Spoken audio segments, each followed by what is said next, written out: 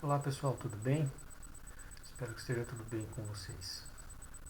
Vamos dar continuidade na nossa disciplina de Direito Administrativo e na aula de hoje nós vamos terminar o assunto controle da administração pública, que a gente já iniciou ele algumas aulas atrás.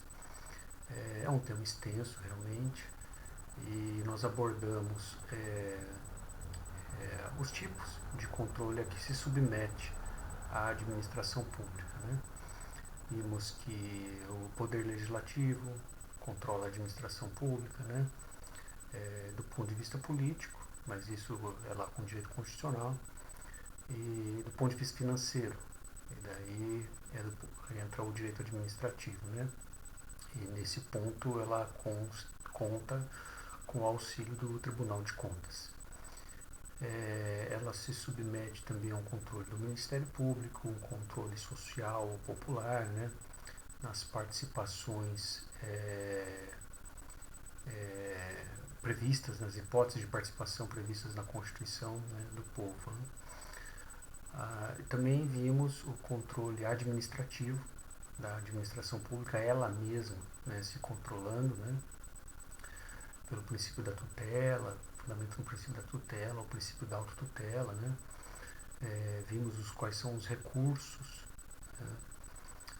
Recursos administrativos, né, que podem ser manejados pelos interessados a fim de questionar a prática de atos administrativos perante a própria administração pública, né, se instaura um processo administrativo, que nós demos algumas pinceladas a respeito, né, Lei 9784 de 99. E por fim ingressamos no controle judicial da administração pública, né, os atos da administração pública, contratos e tal. Em geral, eles podem ser questionados no Poder Judiciário. Né? Evidentemente que existe uma limitação para que o Judiciário examine os atos praticados pela administração pública, uma vez que esse exame, né, essa sindicância judicial, ela se limita ao exame de legalidade, né? Ficando o mérito administrativo de fora, porque isso compete apenas, exclusivamente ao administrador público, que é ele que executa as funções administrativas, né? Isso não caberia ao Poder Judiciário. Conversamos um pouquinho a respeito disso, né, da evolução, como que isso está na jurisprudência, tal. Bom, há inúmeras demandas judiciais que podem ser manejadas para questionar atos praticados pela administração pública. E aqui no curso de Direito Administrativo nós seguimos o que os estudiosos inserem nesse conteúdo, né? E eles inserem aqui os remédios constitucionais, né? O habeas corpus, habeas data, ação popular, o mandado de injunção e o mandado de segurança. Tudo bem? Na aula passada nós já estudamos o habeas corpus, né? De forma um pouco mais superficial, uma vez que isso como ele tutela a liberdade de locomoção, ele tem uma maior aplicabilidade no direito penal, no direito processual penal. Mas nós falamos um pouquinho a respeito dele. Conversamos sobre o habeas data e conversamos sobre a ação popular. Na aula de hoje nós vamos conversar sobre o mandado de injunção e o mandado de segurança. Tá? É mandado, não é mandato. Tá? Mandato é instrumento de procuração. Né? Aqui é mandado, de ordem, do verbo mandar. Okay? Bom, senhores, como de praxe, nós iniciamos nossa aula fazendo essa revisão, né, essa posição de onde nós estamos, né, tudo para deixá-los seguros, né, a respeito do andamento, da matéria, do seu conteúdo programático, a fim de que essa adaptação ao ensino à distância seja menos conflituosa possível. Né? Bom, ainda falando do nosso início de aula, como a gente sempre tem feito, né? Lá no sistema AVA está disponível para vocês o PowerPoint da aula de hoje, tá? Que contém o sumário da nossa aula, aquilo que eu iria escrever na lousa e falaria na lousa, né? Também tem a questão do fórum e a questão da atividade avaliativa. Essas, embora estejam ali no PowerPoint, né? Eu tenho feito isso desde o início, elas constam em espaços específicos lá no AVA, né? Que vocês precisam ir lá e participar, né? Fazer sua participação dentro do prazo assinalado, tá bom? Bom, antes da gente iniciar a nossa aula de hoje, que é uma aula extensa, tá? Precisei condensar o conteúdo, considerando o tempo, né, de aula, que é de 1 hora, né? Então, senhores, antes de iniciar, digo a vocês que nós temos, fora a aula de hoje, né? Nós temos mais uma aula na semana que vem, que nós vamos falar sobre improbidade administrativa, tá?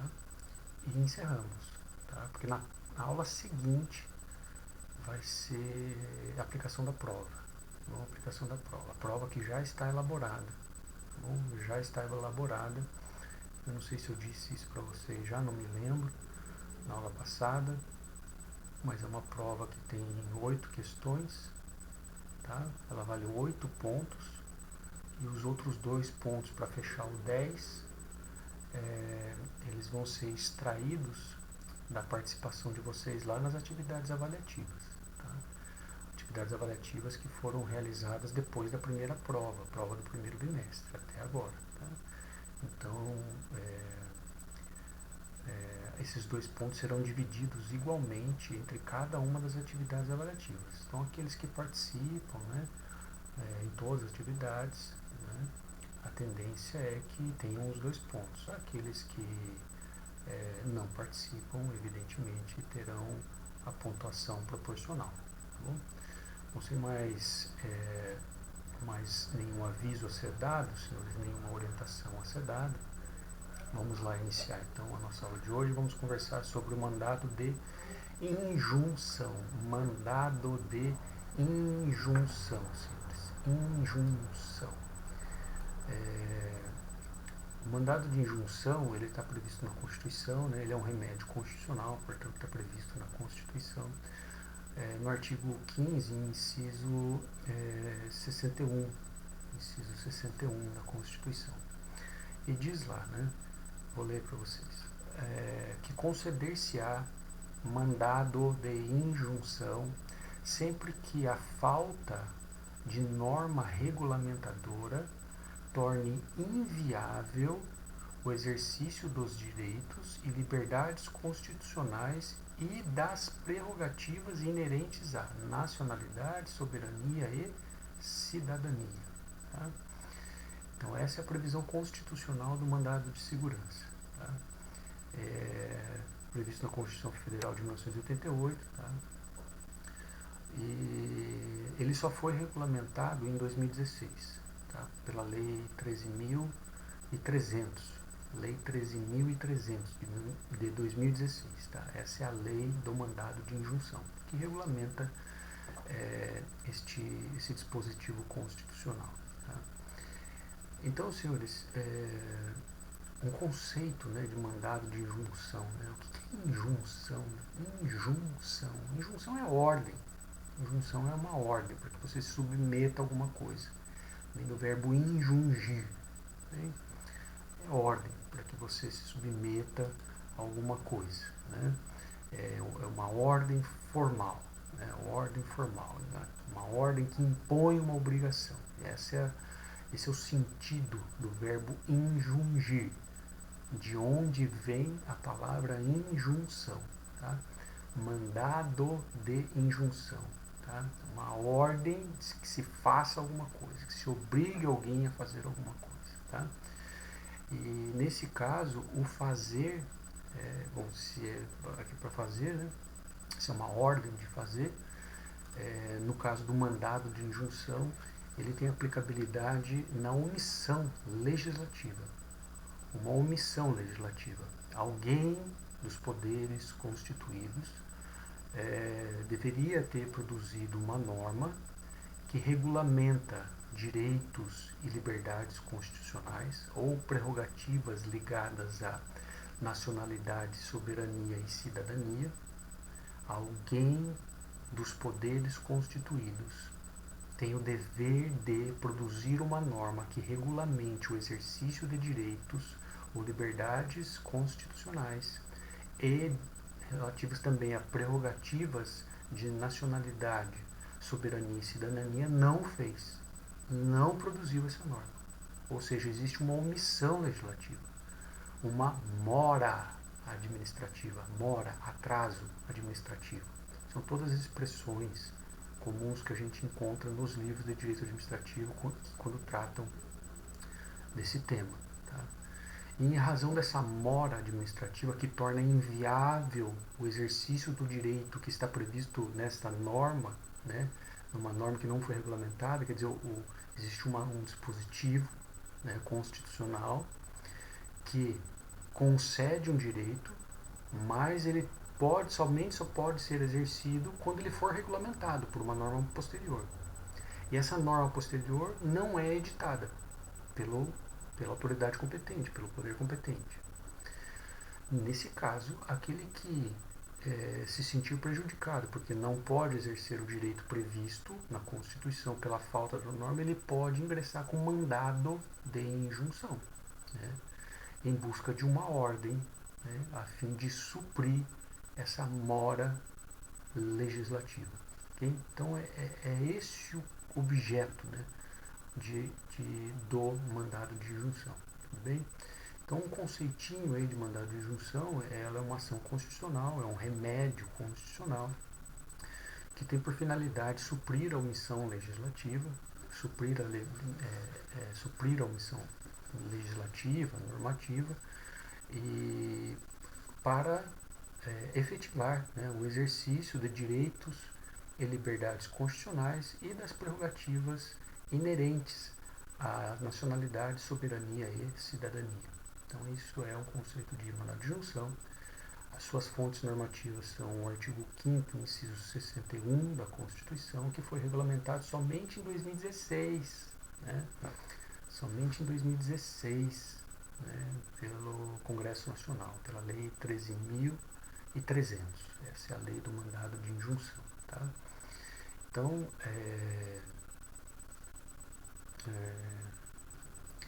vamos agora falar sobre espécies, né, de mandado de injunção. As espécies aqui são os seguintes, senhores. O mandado de injunção ele pode ser individual ou ele pode ser coletivo. Tá? Será individual quando se pretende efetivar o exercício de direitos, liberdades constitucionais e prerrogativas de um determinado indivíduo, de um impetrante. Né? Porque aquele que ingressa com a ação, com o mandado de injunção, ele que está no polo ativo, né, que é o autor, né, do mandado de injunção, né, falando umas palavras do processo, né, é o autor, aqui ele ganha um sinônimo, tá? Ele é chamado de impetrante.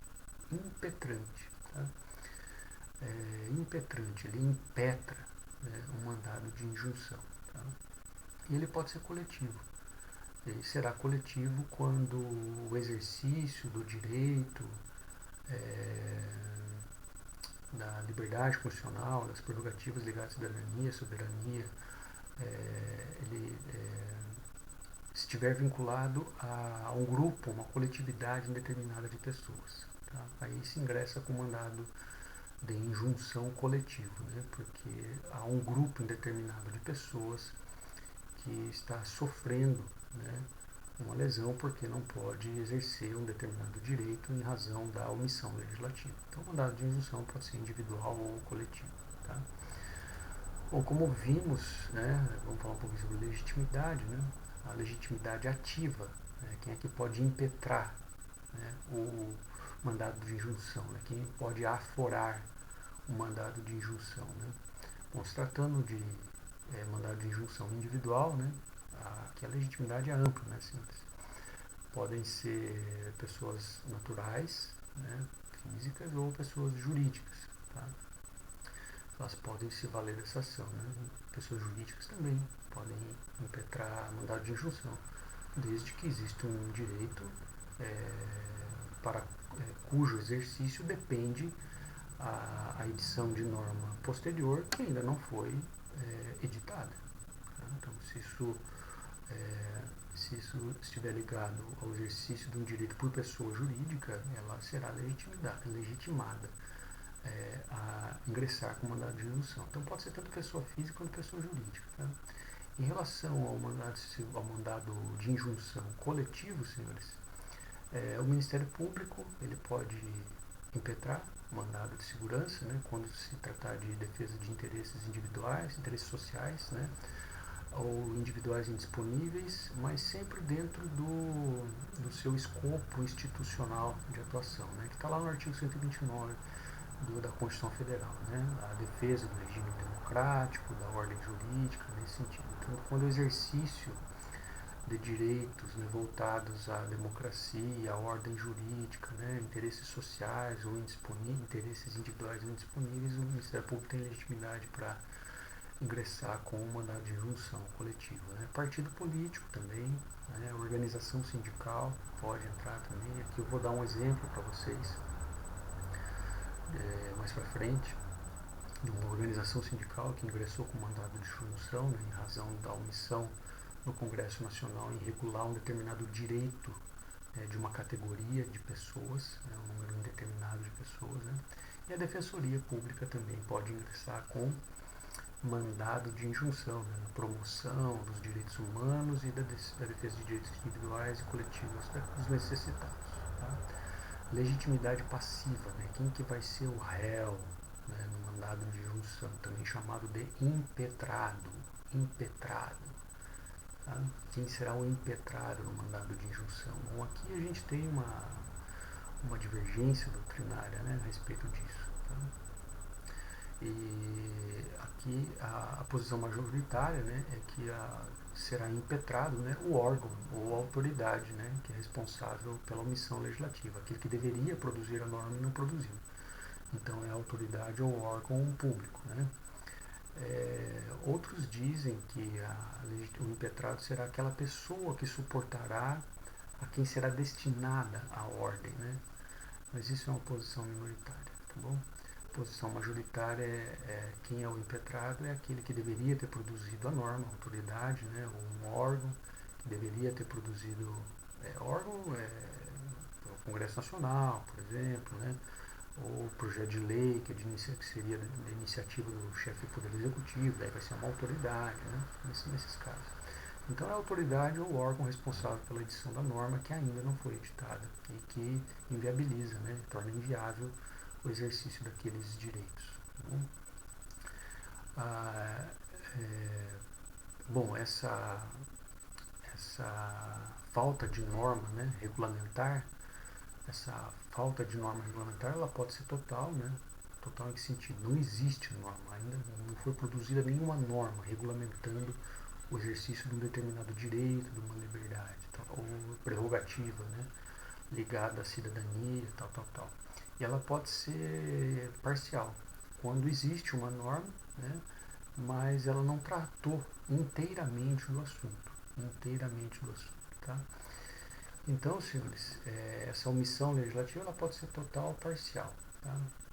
Os casos mais comuns, né, geralmente tratam de omissões totais. Né? Não foi produzida nenhuma norma, né, a respeito nenhuma norma, né? Não foi produzida nenhuma norma para regulamentar um determinado dispositivo.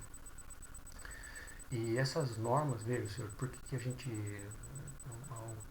Por que eu preciso de uma norma, né, para regulamentar um direito meu? Porque, veja, a gente tem norma, a eficácia, né, das normas, né?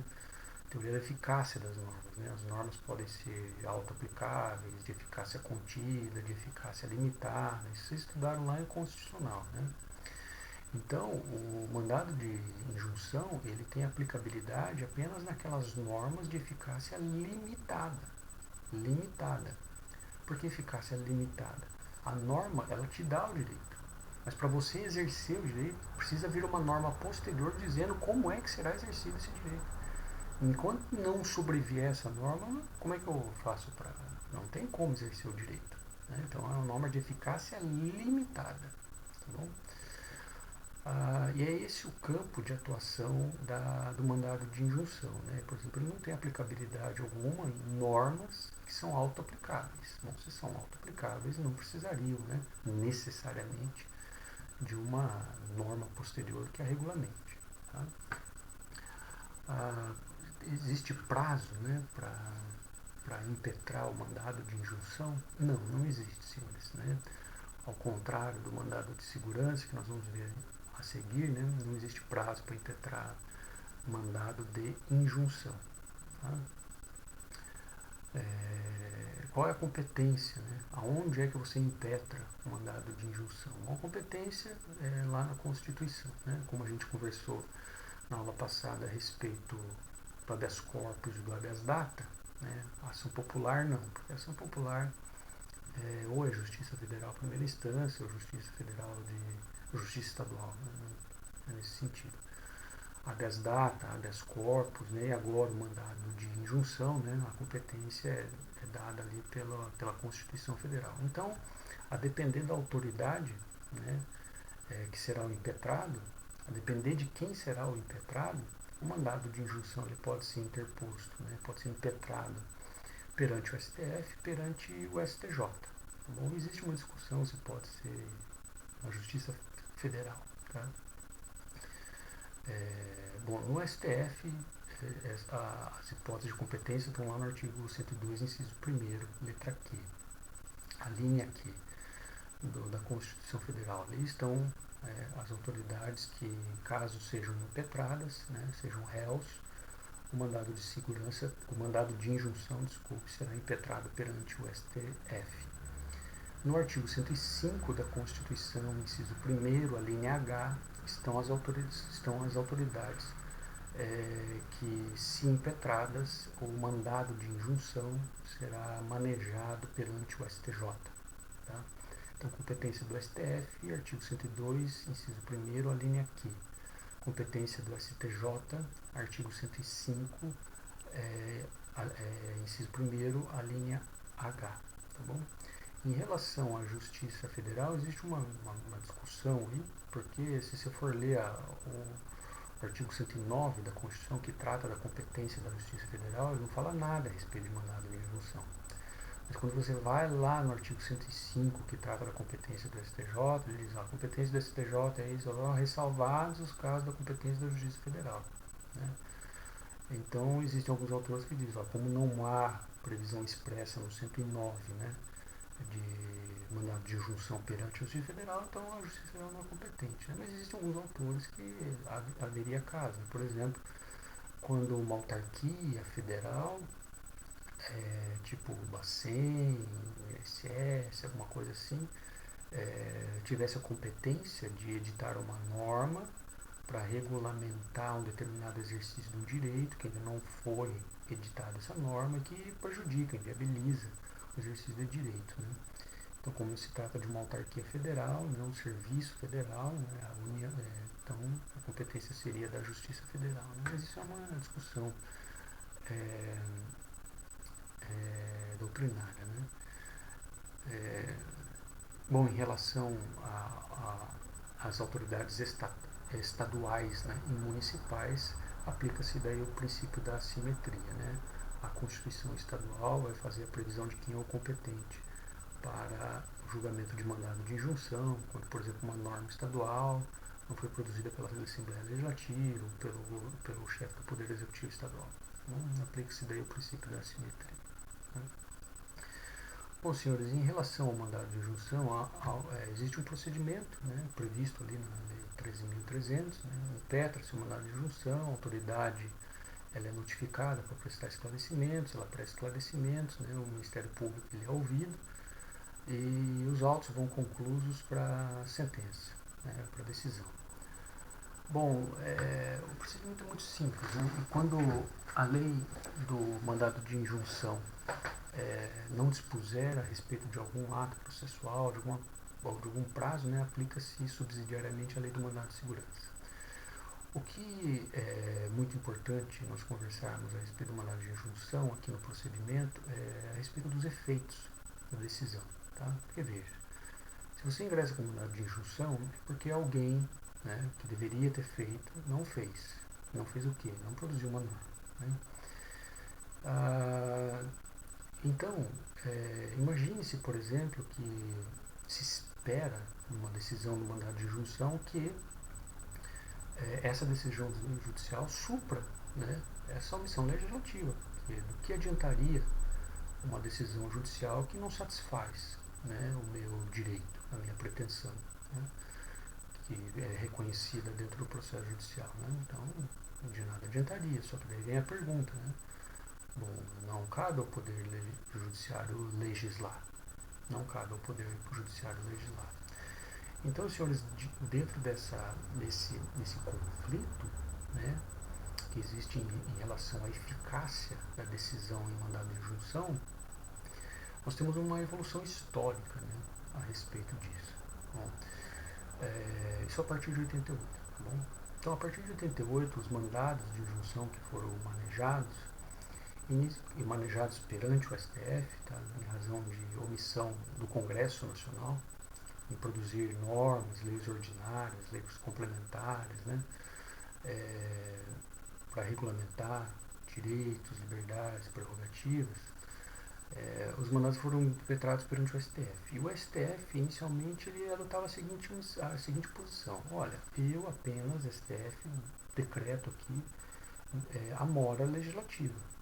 Decreto a mora legislativa e vou notificar a Casa Legislativa. Olha, você não produziu a norma. Você está notificado e é isso. Esse era o conteúdo da decisão, né? Por quê? Né? Porque não compete ao STF dizer qual produzir a legislação, isso compete à Casa Legislativa. Né? É uma ofensa, né, à separação dos poderes. Né? Bom, senhores, quando ingressamos aí no ano 2000, um determinado sindicato de categoria policial ingressou com mandado de injunção. Na verdade, foram 3 mandados de injunção perante o STF. E eles questionavam o seguinte: olha, STF, até hoje o Congresso Nacional ainda não produziu a lei que regulamenta o direito de greve dos servidores públicos. Então, isso está previsto no artigo 37 da Constituição. É assegurado aos servidores públicos o direito de greve que será exercido nos termos da lei. Isso saiu em 88. E essa lei não era produzida. Não era produzida. Bom, no meio ali dos anos 2000, esse sindicato da categoria policial, ele maneja, e outros também, tá? Mas ele maneja um mandado de injunção questionando o STF, dizendo o seguinte: ó, existe uma mora legislativa que impede o exercício do direito de greve por servidor. Né? Professor, mas sempre teve direito de greve do servidor? Sempre ouvi dizer isso? Mas como assim? O que o senhor está falando? Não, é verdade, sempre existia. É que as categorias, na época, né, com base em decisões judiciais de primeira instância, que questionavam a greve, né, elas obedeciam à lei de greve da atividade particular, né, dos empregados seletistas. Tá? Então é assim que o servidor público exercia o seu direito de greve. Ele não tinha lei própria, né? Então ele acabava usando a lei da iniciativa privada. E daí ele falou: não, eu preciso da minha lei própria de lei de greve. Né? Ele foi lá e bateu na porta do STF com um mandado de injunção e pediu ao STF que definisse. E nesse caso, senhores, o STF definiu, ele mudou o posicionamento dele, porque antes ele só notificava a Casa Legislativa da mora: olha, você não produziu, ponto final. Tipo assim, te deu um puxão de orelha. E no julgamento desse mandado de injunção, senhores, o STF mudou, tá? Evoluiu a sua posição e diz o seguinte: olha, no caso de greve de servidor, enquanto não for produzida, existe mora legislativa, reconheço que existe a mora legislativa, não foi produzida a lei que regulamenta o direito de greve, e enquanto ela não for produzida, o direito de greve do servidor público será exercido segundo a lei de greve da iniciativa privada, aplicável naquilo que couber, porque há coisas da lei da iniciativa privada que não se aplica ao servidor público. Né? E foi assim que o STF resolveu, né, esse conflito. Tá? Mesmo havendo o julgamento desse mandado de injunção, senhores, e houve outros nesse sentido, ainda não foi produzida a lei de greve dos servidores públicos. Tá? Então, as greves do serviço público ainda ela é regulamentada pela lei dos particulares.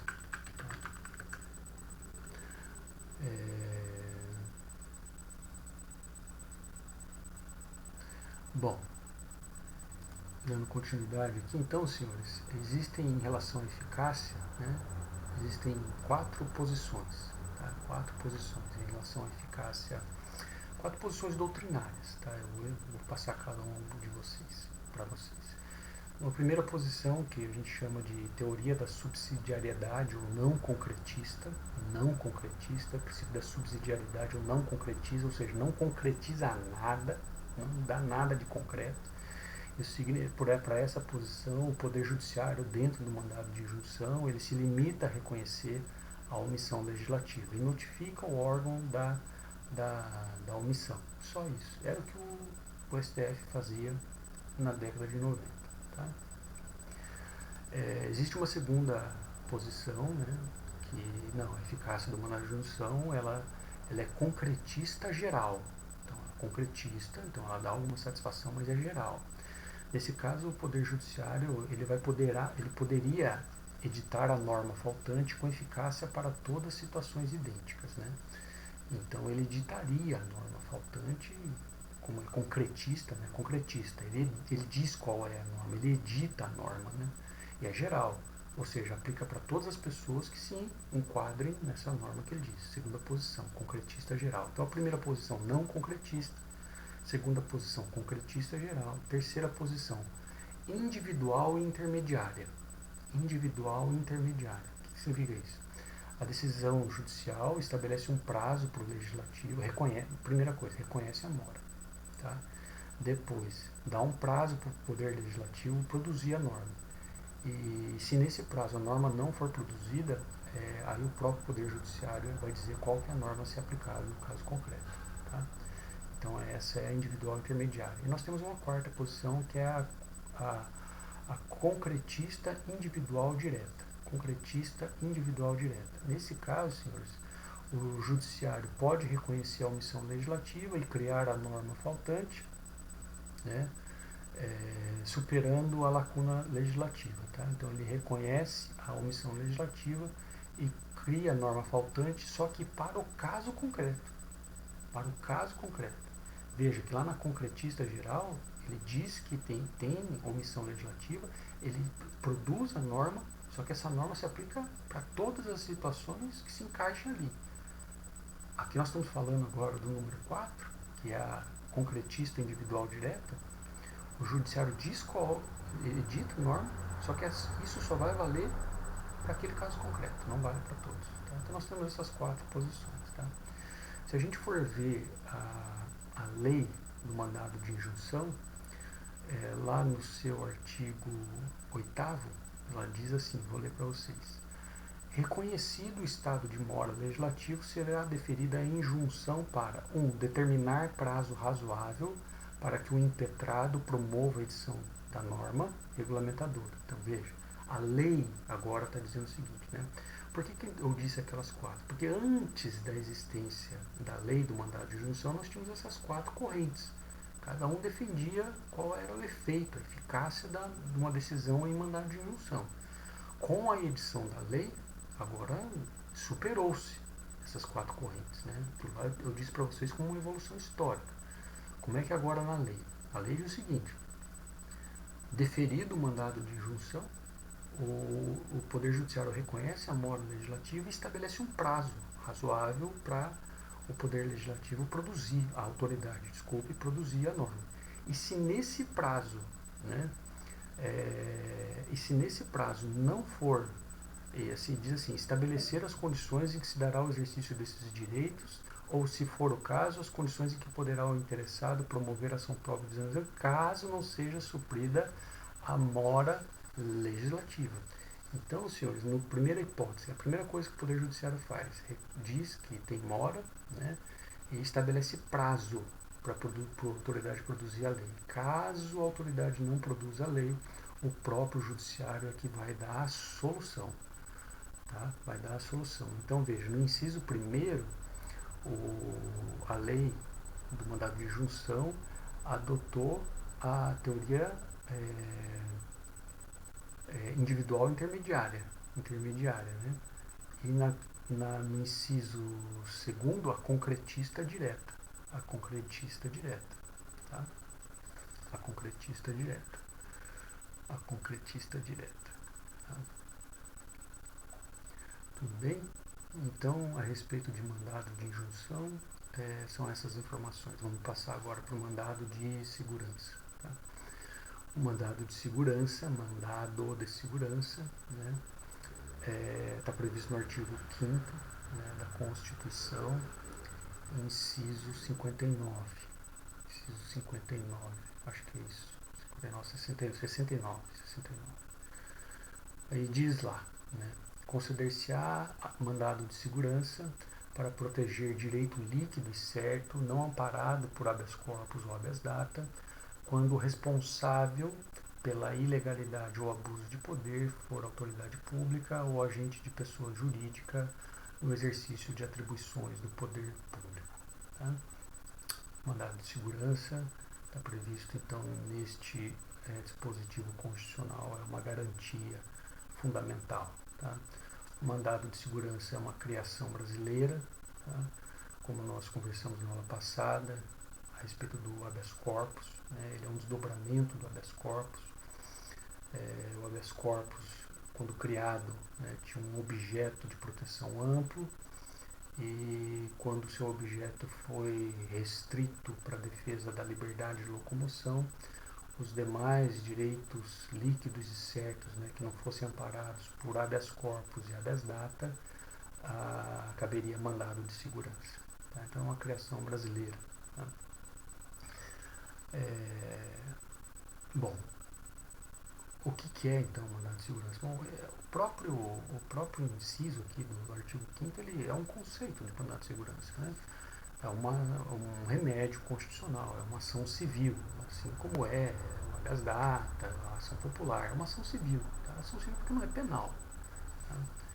É uma ação civil, né? De rito sumaríssimo, muito rápido, assim como o habeas corpus, tal, o habeas data, são remédios constitucionais de rito sumaríssimo, tá?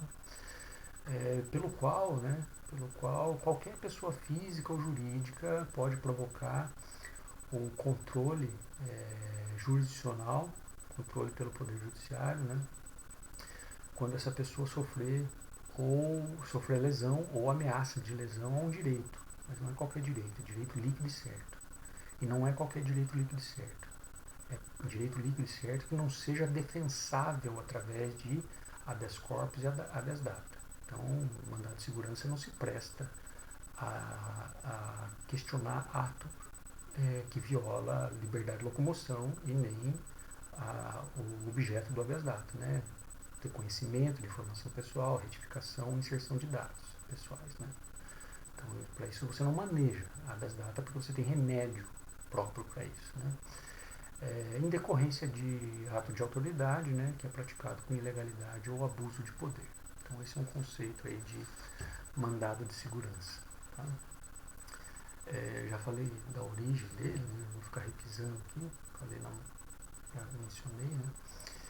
Bom, o mandado de segurança atualmente, senhores, ele é regido pela Lei 12.016 de 2009, tá? 12.016 de 2009. Já é uma lei de mais de 10 anos. Porque a lei anterior do mandado de segurança, né, era uma lei bem antiga. Tá? Era uma lei bem antiga e foi revogada. Por essa lei 12.016. Então hoje a única lei que regulamenta o mandado de segurança é a 12.016 de 2009. Tá? Bom, então para você manejar, né, o mandado de segurança, você precisa ter alguns pressupostos, né? Assim como para manejar um habeas corpus você tem pressupostos, né? Liberdade de locomoção, habeas data você também tem aquelas 3 hipóteses, ação popular também tem seu objeto, acabamos de ver o mandado de segurança para que serve, né? O mandado de injunção para que serve, o mandado de segurança também tem uma aplicabilidade só dele, tá? E ele é muito usado. Ele é muito usado mesmo, diariamente no Brasil. Tá? Diariamente no Brasil. Muito, muito mesmo, tá, senhores? Então, quais são os pressupostos, né? Que se estiverem presentes, você está autorizado a questionar um ato de autoridade que foi praticado com ilegalidade ou abuso de poder. Quais são os pressupostos? Através de mandado de segurança, né? Então, tem que ter um ato de autoridade, a prática de um ato de autoridade, né? Ele é praticado com ilegalidade ou abuso de poder. Ele causa lesão ou ameaça de lesão, quer dizer, ou ameaça de lesão, ainda não causou lesão. Então, causa lesão ou ameaça de lesão a direito líquido e certo, desde que não seja defensável por habeas corpus e habeas data. Então, se você fechar esses requisitos, esses pressupostos, você pode manejar um mandado de segurança. Ato de autoridade, praticado com abuso de poder ou ilegalidade, né, que causa lesão a direito líquido e certo não amparado por habeas corpus, ou ameaça de lesão a direito líquido e certo não amparado por habeas corpus ou habeas data. Tá bom? Bom, então vamos lá. Quem que pode impetrar mandado de segurança? Né? Quem que pode ser o autor do mandado de segurança? Ou quem que pode ser o impetrante, né, do mandado de segurança? Tudo expressão sinônimo. Autor, impetrante, né? Quem que é legitimado ativo, né? Quem que pode ser? Aqui, senhores, pessoa física pode ingressar com mandado de segurança, pessoa jurídica, tá? Pública ou privada, pública ou privada, tá? Então, qualquer pessoa física ou jurídica, que tem um direito líquido e certo seu, não defensável por habeas corpus ou habeas data, lesionado ou ameaçado de lesão, pode manejar o mandado de segurança. Tem uma pergunta, né, que é os entes que não têm personalidade, né, os entes despersonalizados, né, por exemplo, órgãos públicos, né, massa falida, essas coisas, né, eles podem manejar, eles podem impetrar mandado de segurança? Podem, senhores. Podem, porque eles têm capacidade, embora eles não tenham personalidade jurídica, a lei reconhece a eles capacidade processual. Tá? Então, por isso é que eles podem, os entes despersonalizados, eles podem impetrar mandado de segurança. Tá bom? Bom, então, sim, essas pessoas, qualquer pessoa física, qualquer pessoa jurídica, inclusive entes despersonalizados, podem impetrar mandado de segurança para proteger direito líquido e certo. Né? O que é esse tal direito líquido e esse direito líquido é certo também? Né? Essa não é uma expressão lá muito sábia, tá? Porque gera muita dúvida, não é muito técnica também. Né? Porque liquidez das coisas, né, não se refere a direitos, né, se refere a fatos. Né. Fatos é que você apura, né, para saber se foi do jeito X ou do jeito Y, e você chega numa versão líquida, né, certa, você tem certeza sobre alguma coisa. Direito ou você tem ou você não tem. Então não é assim, o direito líquido.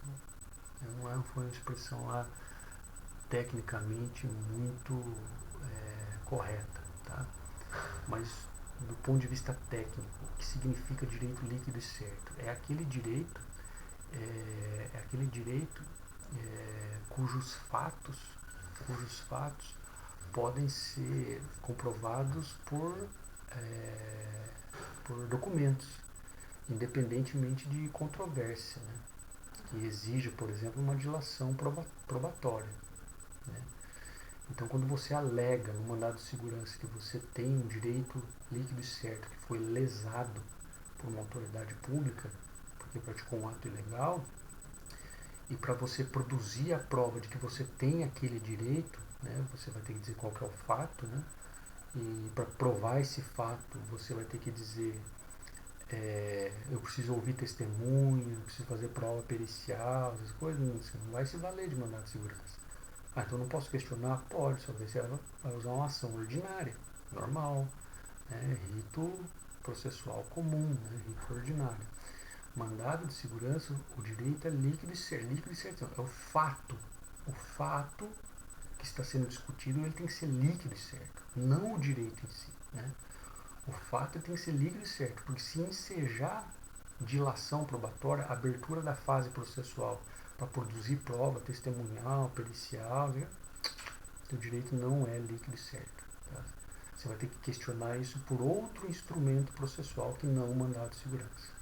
Porque o mandado de segurança, o direito tem que ser, entre aspas, líquido e certo. Na verdade, o fato tem que ser líquido e certo, ou seja, tem que ser provado documentalmente. Documentalmente. Tá, senhores? Então, mais ou menos assim, vou dar um exemplo para vocês, coisas que acontecem na administração pública. Né? A administração pública solta um edital de licitação, né? Os participantes vêm, formulam suas propostas de preço, né? E um deles é desclassificado, né? E quando ele apresenta sua intenção de recurso, né, estamos numa modalidade pregão, a administração pública, sem motivo nenhum, nega o direito à apresentação de recurso. Né? Isso é ilegal. É ilegal. Então esse sujeito ele vai impetrar um mandado de segurança contra o ato dessa autoridade, desse pregoeiro, dizendo o seguinte: olha, eu tenho direito, né, à tutela recursal, a apresentar o recurso administrativo. Né? E qual que é o fato líquido e certo? Está aqui, ó, a prova documental. Papel, a decisão do pregoeiro dizendo que eu não tenho direito de recorrer. Pronto, mandado de segurança. Agora, se eu precisar, para provar o meu fato, precisar ouvir testemunho, daí não é mandado de segurança. Você pode questionar, mas daí é a ação ordinária. Tá bom? No campo tributário também é muito comum. Tá? No campo tributário também é muito comum manejar é, mandado de segurança contra, né, atos tributários, atos aduaneiros, tá, praticados. Tá? Bom, então o mandado de segurança, agora eu vou usar algumas expressões técnicas, tá? Que usa bastante. Quando você fala em mandado de segurança, são expressões que todo mundo fala, tá? Ele não exige dilação probatória. Dilação probatória, ou seja, prazo de instrução do processo. Tá? Não exige no mandado de segurança dilação probatória. Tá? Porque a prova tem que ser documental. Né? O fato tem que ser líquido e certo. Outra expressãozinha, a prova tem que ser pré-constituída. Pré-constituída. Você não vai produzir a prova em juízo. A prova ela já está produzida por você, por um documento. Tudo bem? Então são expressõezinhas aí comuns do mandado de segurança, né, que nada mais refletem a sua natureza. Né? O direito líquido e certo, não tem dilação probatória, a prova é pré-constituída ao processo, ao mandado de segurança. Tá? Bom, esse direito líquido e certo não pode ser amparado por habeas corpus nem habeas data, isso eu já falei para vocês, porque caso se trate de uma ilegalidade praticada por autoridade pública que viola direito de locomoção, é habeas corpus, jamais você vai entrar com mandado de segurança. Tá? E existem alguns casos que a própria lei do mandado de segurança, né, diz que não cabe mandado de segurança. A própria lei do mandado de segurança diz que não cabe mandado de segurança. Primeira hipótese, né, atos que estão sujeitos a recurso administrativo com efeito suspensivo. Né? Atos que estão atos administrativos, né, que estão sujeitos a recurso administrativo com efeito suspensivo. Tá? Então, nesse caso, você não pode ingressar com mandado de segurança, tem que aguardar. A segunda hipótese, decisão judicial contra a qual ainda caiba recurso com efeito suspensivo. Tá? Então, senhores, a regra é que contra a decisão judicial você ingressa com recurso. Os recursos estão previstos lá no processo civil, processo penal, tal. Essa é a regra. É assim que você questiona decisão judicial. Né? Decisão judicial é questionada através de recursos, né? Dentro do mesmo processo. Excepcionalmente é que você pode ingressar com mandado de segurança contra a decisão judicial. Né? No caso de recurso, decisão judicial da qual caiba recurso com efeito suspensivo. Você não pode ingressar com mandado de segurança. Então, você teve uma decisão, uma sentença que lhe foi desfavorável, você não vai impetrar mandado de segurança contra isso. Ah, mas ela é ilegal. Ela está violando um direito líquido certo meu que não é amparado por habeas corpus nem habeas data. Né? E foi praticado de forma ilegal e é uma autoridade, é o juiz que está praticando. Tudo bem, querido. Mas nesse caso, você tem que se valer do recurso de apelação e não mandado de segurança. Tá? É a disposição expressa da lei de mandado de segurança. Tá? Contra decisão transitada em julgado, decisão judicial transitada em julgado. Não cabe mais recurso nenhum, transitou em julgado. Cabe mandado de segurança? Não, senhores. Se você quiser questionar a decisão judicial que está transitada em julgado, é ação rescisória. Né? Tem meio processual específico para isso, não é mandado de segurança. Ah, mas ela é legal, não sei o que ela. Não cabe. Tá? Contra atos interna corporis, tá, senhores? Atos internas corporis é aquele ato interno do próprio órgão público, né? Contra regimento interno, organização interna da Receita, da Polícia, da Assembleia Legislativa, do Congresso Nacional, regimento interno de tribunal, essas coisas, né? Ah, isso aqui é ilegal, está ferindo um direito meu a um recurso, não sei o que lá. Não cabe mandado de segurança contra atos interna corporis. Interna corporis, tá? Bom, então, mandado de segurança, ainda vendo nos pressupostos, né? Próximo pressuposto, né? Então, nós vimos agora direito líquido certo, né? Próximo pressuposto, né? Prática de um ato com a ilegalidade ou abuso de poder, né? Então, assim, não precisaria nem constar o abuso de poder, porque ele está dentro da ilegalidade, tá? E ilegalidade é o quê? É a prática do ato em desconformidade com a lei. Não poderia ter feito porque a lei não autoriza, né? Causa lesão ou ameaça, né? Esse direito líquido certo, né? Ele é violado ou ameaçado de lesão, né? Por um ato de autoridade praticado com ilegalidade, né? Ou ele sofre a lesão, ou ele está em vias de sofrer a lesão, né? Sofre a lesão ou ameaça de lesão. Quando ele já sofreu a lesão, tá? A gente entra com aquele mandado de segurança repressivo. Mandado de segurança repressivo. Quando está em vias de acontecer a ilegalidade, você ingressa com mandado de segurança preventivo. Né? Aí você pega uma liminar, pede uma liminar e apresenta para a autoridade. Olha, eu vou praticar um ato tal e eu sei que você ia fazer algo legal, eu estou com uma ordem judicial que diz que você não pode fazer. Nossa, professor, mas é assim? Sim, sim.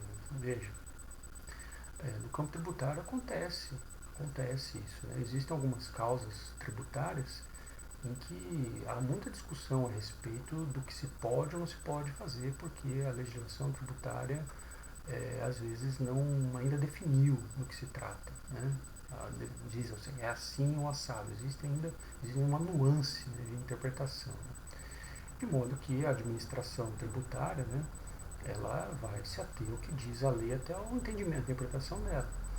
Então isso acontece no campo aduaneiro, por exemplo, né, em que algumas mercadorias são importadas para dentro do Brasil e a administração diz, ó, nesse caso desse tipo de importação eu vou apreender a mercadoria porque está em contrariedade à lei.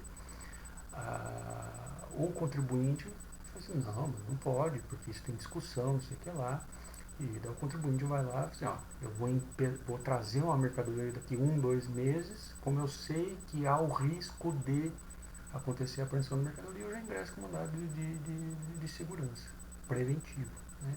Peço a ordem liminar e quando ele chegar para fim de desembaraço, no processo de desembaraço aduaneiro da mercadoria, eu já apresento a liminar, né, preventivo. Você não pode praticar esse ato. Tá? Então, o mandado de segurança ele pode ser repressivo, quando o direito líquido certo ele já sofreu lesão, ou preventivo, né, quando está em vias de acontecer a lesão. Bom, quem é o réu, né, no mandado de segurança, né, é o impetrado, né, é a autoridade, né, é a autoridade pública, né, a autoridade do Estado, tá bom? Órgãos, agentes públicos, né, esses que são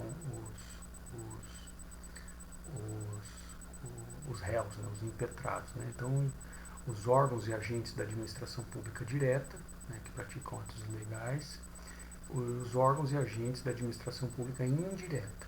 Tá? Esses são os impetrados. Né? Os particulares podem ser alvo de mandado de segurança? Podem, senhores, porque lá na Constituição, no inciso que prevê o mandado de segurança, ele é bem claro, assim, no finalzinho, né, em decorrência de ato de autoridade, aqui, ó, quando o responsável pela ilegalidade ou abuso de poder for autoridade pública, né, então aqui o impetrado vai ser autoridade pública, órgãos e agentes da administração pública direta e indireta, daí ele diz, ou agente de pessoa jurídica no exercício de atribuição do poder público. Então aqui o particular ele ingressa aqui. O particular pode ser alvo de mandado de segurança, né, desde que seja pessoa jurídica, e que esteja no exercício de atribuição do poder público. Tá? Então, por exemplo, diretor de escola particular, né, ele é pessoa jurídica, tá? A escola particular, desculpe, pessoa jurídica que está na atribuição de poder público, né, ensino. Então, ele pode ser alvo de mandado de segurança. Tá? Diretor, hospital particular, pode ser alvo de mandado de segurança também. Tá? Prazo para impetração do mandado de segurança, 120 dias. Aqui tem o prazo, tá? 120 dias. Contados da ciência pelo interessado do ato impugnado. Né? Então, a partir do momento em que um impetrante, né, teve ciência do ato ilegal, ele tem 120 dias para impetrar o mandado de segurança. Né? E esse prazo é decadencial, tá, senhores? É um prazo decadencial, ou seja, ele não se interrompe nem se suspende. Tá bom? O que significa não interrompe e suspende? Conta sábado, domingo, conta feriado. E se o último dia para impetração cair no sábado, no domingo, no feriado, morreu nesse dia. Ele não prorroga para o próximo. Tá bom? Isso é prazo decadencial. 120 dias. Tá? Então quer dizer que se passar os 120 dias, não perdi o direito, né? Não vou poder questionar o ato? Pode questionar. Ação ordinária comum. Tá? O processamento do mandado de segurança também, como eu disse, é um rito sumaríssimo, né? Ingressa-se com o mandado de segurança, há a possibilidade de fazer pedido liminar, né? De antecipar os efeitos da sentença que viria lá à frente. A autoridade impetrada é notificada para apresentar suas informações em 15 dias, né? Vem a contestação, existe o parecer do Ministério Público e como aqui não tem dilação probatória porque a prova é pré-constituída, os autos já vão conclusos para a sentença. Da sentença do mandado de segurança cabe recurso de apelação, do recurso de apelação cabe recurso extraordinário, recurso especial, embargos de declaração, é a cascata de recursos aí que nós temos no nosso sistema, tá? Mas esse é o prazo esse é o processo do mandado de segurança. Assim, o comecinho dele é regulamentado pela lei de mandado de segurança. Depois que deu a sentença, aí é regulamentado pelo Código de Processo Civil normal. Tá? É possível ter liminar, pedido liminar em mandado de segurança, né? Só não pode haver concessão de liminar em mandado de segurança quando o objeto for compensação de crédito tributário. O sujeito está pedindo para compensar o crédito tributário e pede uma liminar em mandado de segurança para compensar crédito. Olha, eu sou devedor do imposto de COFINS, de IPI da União, só que eu também sou credor da União em imposto não sei o quê. Eu quero compensar os dois, eu quero uma liminar para isso. Não, a lei do mandado de segurança proíbe, tá? Está lá no artigo 7º da lei de mandado de segurança. Entrega de mercadorias e bens provenientes do exterior também não pode ser alvo, não pode ser objeto de liminar.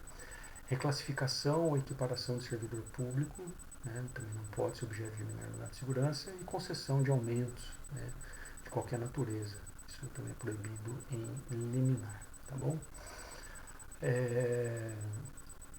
Então, já disse para vocês, né, sobre a sentença, que cabe apelação, né? Caso a sentença denegue a segurança, né? É porque eu acho que vocês estiveram no processo, né? A sentença ela defere ou indefere o pedido, né? Aqui também pode ser utilizada a expressão, mas no campo do mandado de segurança a gente tem uma nomenclatura especial. Ou ele concede a segurança, no caso ele defere o pedido, do impetrante, ou ele denega a segurança, ele indefere o pedido de segurança. Tá? Caso ele denegue a segurança sem julgar o mérito, né, nada impede que você ingresse com um novo mandado de segurança para questionar, mas desde que você esteja dentro do prazo de 120 dias. Né? Porque se não tiver, já passou o prazo, aí vai ter que ser uma ação ordinária própria. Tá bom? Existe uma hipótese de suspensão da segurança. Tá? Quando a segurança foi concedida, o poder público ele pode solicitar ao poder judiciário que se suspenda a segurança. Né? Isso está no artigo 15 da Lei do Mandado de Segurança. Tá? E os casos estão ali, nesse artigo 15. Né? Contra as liminares, né? Então você pode pedir a segurança contra a liminar, que foi dado uma mandado de segurança, ou uma sentença. Né? Quando? Em que hipótese? Quando houver risco de grave lesão à ordem, à saúde, à segurança e à economia pública. Tá? Então, quando uma liminar concedida em mandado de segurança, ou uma sentença concedida em mandado de segurança, tiver risco grave de lesão à ordem, à saúde, à segurança e à economia pública, a autoridade pública pode pedir ao presidente do tribunal a suspensão dessa segurança. Tá? Não significa que ela continua sendo concedida. A liminar foi deferida, a segurança, mas ela não produz efeitos. Tá? Suspende. Tudo bem, senhores? Então essas eram as principais coisas a respeito do mandado de junção e mandado de segurança. Ultrapassamos um pouquinho o tempo, né, porque é um conteúdo bem denso. Não esqueçam de ir lá, espero que vocês tenham entendido, né, tenha sido claro. Mas não esqueçam de ir lá participar do fórum e fazer atividade avaliativa, tá bom? Fiquem bem, se cuidem, ok? Até a próxima aula.